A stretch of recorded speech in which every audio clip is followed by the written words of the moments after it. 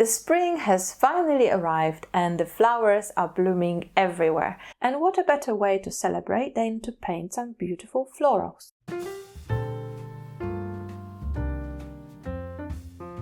Recently I noticed there are a lot of bluebells coming up, and they are one of my most favorite spring flower to paint. So I just wanted to show you this quick tutorial, and I hope you can grab your paints and start painting with me. So what I'll be using today is gouache and colored pencils. I only use 3 colors, and this is primary red, primary yellow, and I'm going to be using this blue, which is primary blue, but you can also use ultramarine if you don't have this kind of lighter primary or cerulean blue. You can also use watercolors. You don't have to use gouache because we're going to be using gouache like we use normally watercolors, so with quite a lot of water, and I'm not going to be using any white. So let's get started. I have a reference photo which I'm going to pop in on the screen. So for the composition's sake, I just want to paint one single flower just because we are limited in time. So I'm going to start with drawing a lovely stem, a little bit like a question mark. And I just want these flowers to kind of hang around this beautiful stem somewhere here. So I'm just going to just indicate where I want these flowers to kind of start dropping down. And of course, some of them are going to be overlapping. And perhaps I'm going to pop couple of the flowers on the other side as well for a balance. And I'm already thinking about leaves, so perhaps something going down here and another one around here. Let's bend it the other way just so we have some variety, and we can have one leaf here and maybe nice and curling one around here. So this is my sketch, very simple. I'll put away my pencil and I'm going to get to paint. So I'm going to actually start with my smaller brush. I normally try to use bigger brushes, but this paper is quite small and the flowers are quite delicate. So I'm actually going to be using the size 4 synthetic brush. Okay, so let's start mixing our green.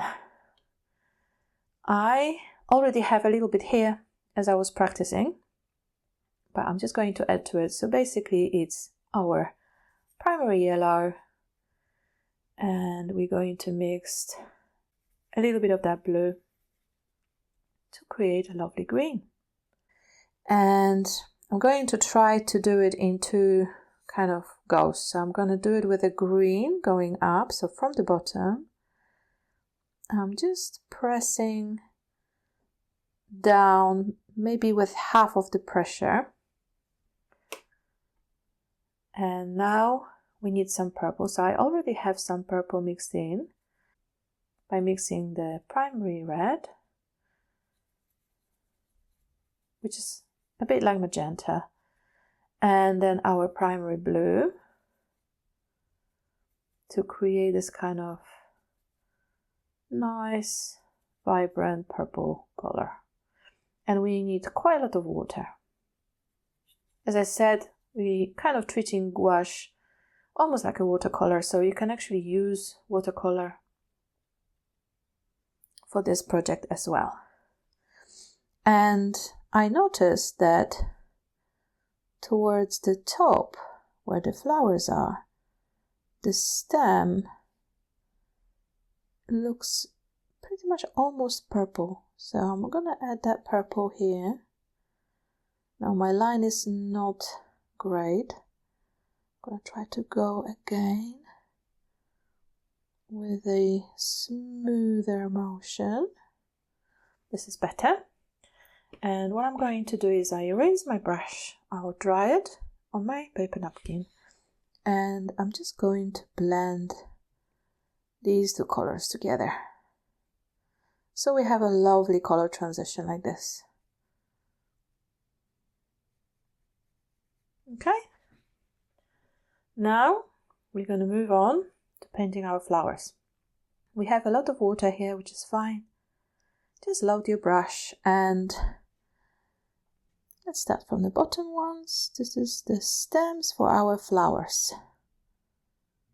So I want them to drop nicely. We can drop more pigment into our stem, and here. Okay. Now we didn't sketch our flowers, but we're going to follow this very simple shape. So first of all, let's start with the top. At the top, the flowers are still in kind of buds, so they literally look like a little, almost like a leaves. Let's put 2. And this is going to be our first flower that is open. And what we want to do is to paint this kind of horseshoe shape. It can be a little bit longer. And then the edges are curling upwards like this. And then what we're going to do is just fill in this shape and then just create the petals in the middle, like so. Very simple. And we can do the same here. So these flowers are obviously not going to be identical. We're trying to sort of create a variety. So sometimes maybe you have 2 petals, sometimes you maybe have 4. They seen from different angles, so they don't have to be exactly the same. And of course they can overlap because they overlap in nature. So again, horseshoe, filling in, and then some upturn edges and a couple of petals from the other side. I'm going to continue on this side as well.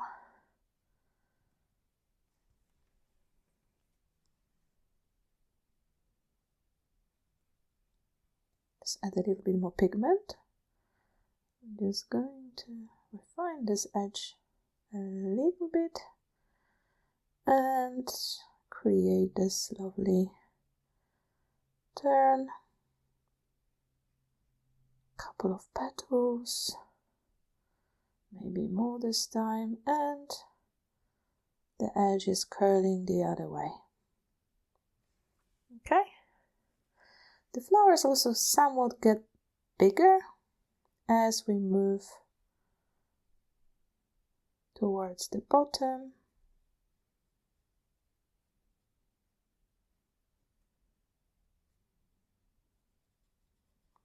Filling in this shape and create this sort of triangular shaped petals behind.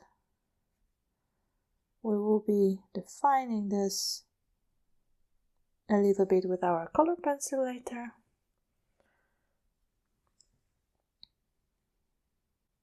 The same here, horseshoe, fill it in with color. Make sure you have enough pigment on your brush. And we create a beautiful turn and a couple of petals here. And I think this is our flowers done for now. Now I'm going to move on to leaves. So I'm going to switch to my bigger brush because I'm actually going to try to create these leaves with one stroke of the brush. So I'm going to add a little bit more pigment here. So I've got this very light green, but let's make it a tiny bit darker. That's the color I'm after. I load my brush with this pigment And I'm going to start with this one. So I'm starting here, and the position of the brush is vertical to start with, or almost vertical. And then I'm going to tilt it down and press down slightly to create a thicker line. So I start small and then I press down almost to the end, and then I'm lifting up again. And because I didn't have enough liquid, enough water, I created this kind of semi-transparent line. But that's not a problem. I'm just going to mix more paint, load my brush again. And I'm going to repeat the same process by following this line, pressing down. It's okay to go over.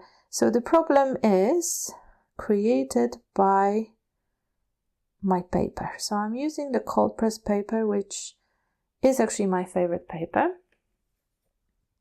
But because it's got quite a strong texture, if my brush is too dry, it will create this kind of unevenness. So here, this is the smaller one. Again, I'm starting vertical. I'm turning it around and I'm pressing down more and more. And then finally, I'm lifting up again.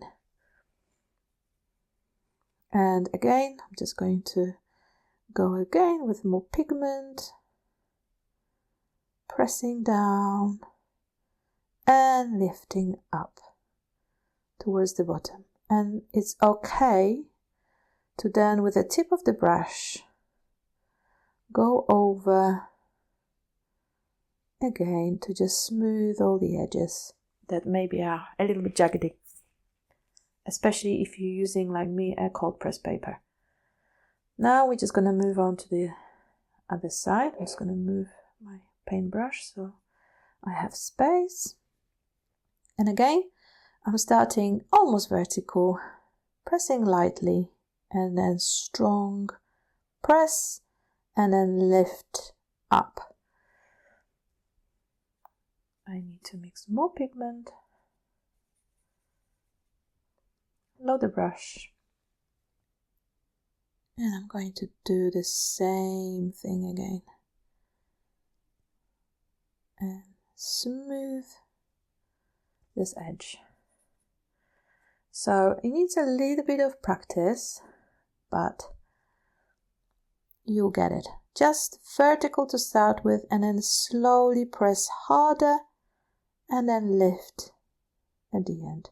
So the best brushes for this are the synthetic brushes with quite a bit of a snap to them. So don't use the natural hair brushes, because although they hold a lot of pigment and water, you won't be able to create a sort of variety of line as that easily. And also these stiffer brushes are just easier to control as well. So I think my stem needs to be a little bit darker at the bottom.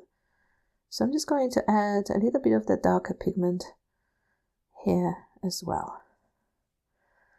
And just try to blend it. So I'm going to use my napkin here, and I'm just going to gently pull that pigment up towards the top. Okay, so this is our color blocking part done. I'm going to rinse my brush and leave it alone. And this will dry very, very quickly. Gouache dries super quick. So going back to my smaller brush this time, I'm going to mix purple, but with quite a bit more blue in it. I noticed these lines on the Bluebells. I'm going to add more water to it, because it doesn't have to be that intense.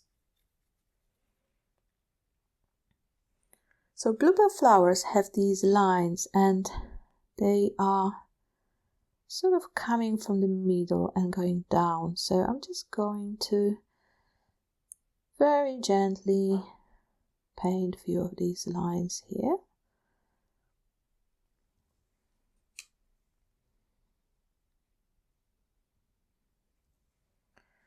And basically what it is, you just kind of mix it. I don't think I have enough blue color in my mix. I just wanted to make it a little bit more blue and just to add some variety to my illustration.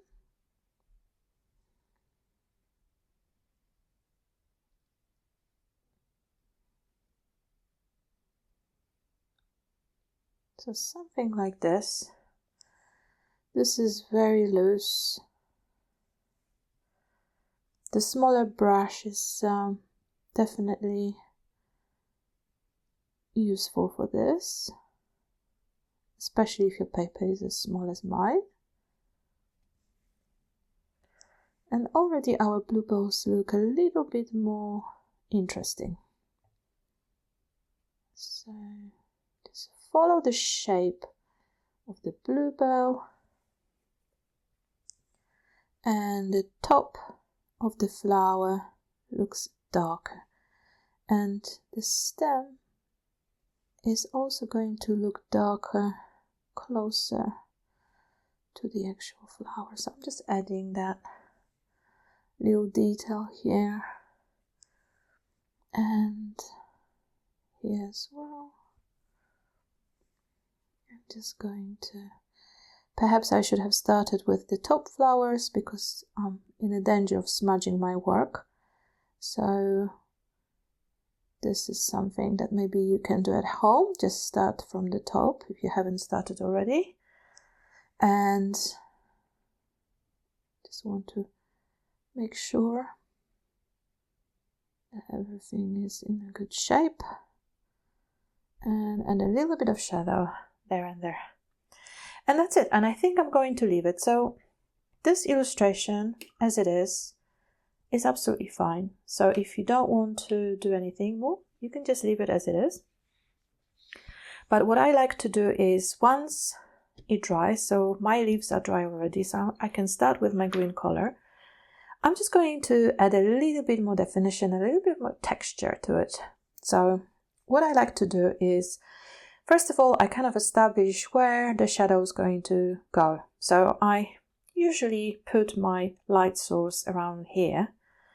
So I know that everything on the right hand side will have a slight shadow. So that's the first thing I do, is just I add a little bit of that shadow to the outer edge of the stem. And I'm going to do the same with our leaves.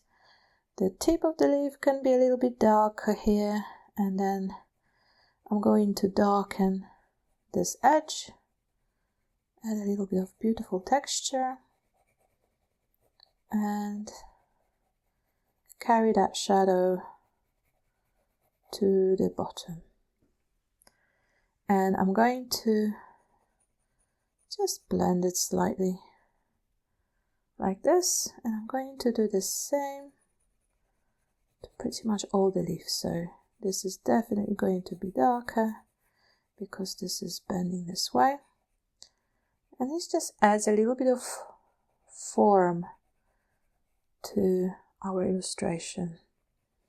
It just looks a little bit less flat if we do that.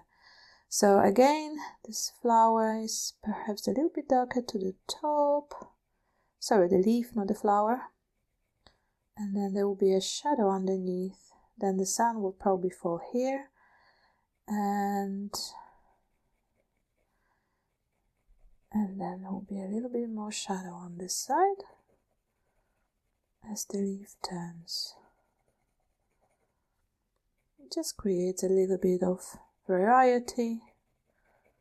And like I said, a little bit of texture with these color pencils.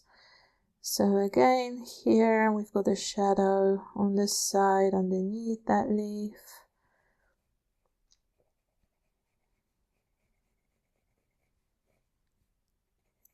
And the shadow would be here because this leaf obviously will block the light. There's one thing we've forgotten to do, to draw, or I've forgotten to draw, is there's I'm going to use my smaller brush to do it now. I noticed that with the bluebell flowers, just next to the flower itself, I might need to mix a little bit more pigment. There are these kind of sepals.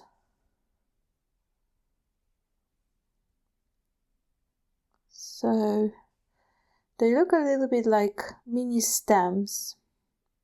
They sort of come out of the main stem.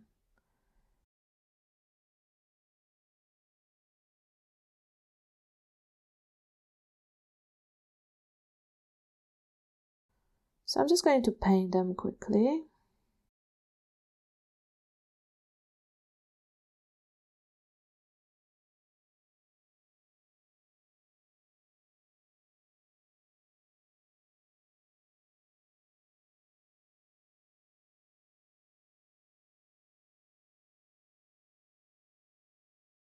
And now with my purple pencil, I'm just going to refine the shape of these flowers a little bit. So for example, there will be a little bit of shadow here, probably at the bottom of the flower. So I'm just going to add these edges.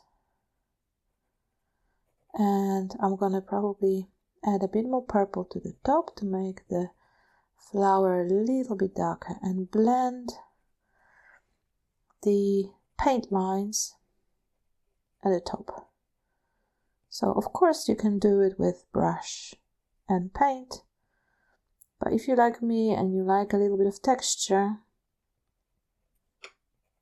and adding a little bit of dimension and another layer, then you would like that technique. I think that's quite nice to add the color pencil details like this ones.